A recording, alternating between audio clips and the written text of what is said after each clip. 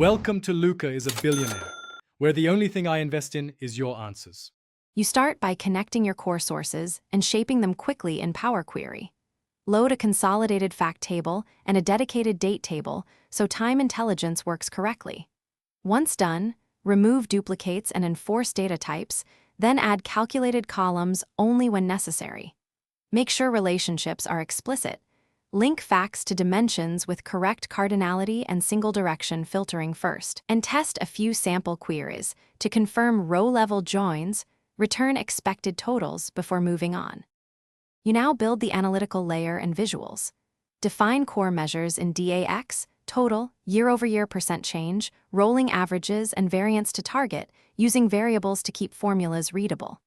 Once measures work, create a lightweight measure table to organize them. Then design visuals. Place a KPI card for each top metric, a trend line to show history, and bar charts for category breakdowns. Make sure slicers and cross-highlighting behave predictably, and test filters to validate measure interactions. You finish by polishing visuals and preparing deployment. Add thresholds and conditional formatting so issues stand out, and create dynamic titles that reflect current filters.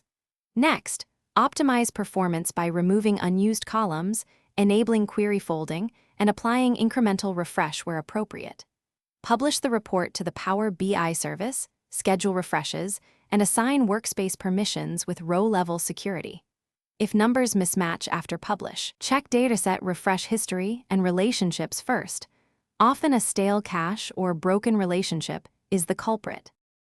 Thanks for watching and please subscribe. It's the best investment you'll ever make.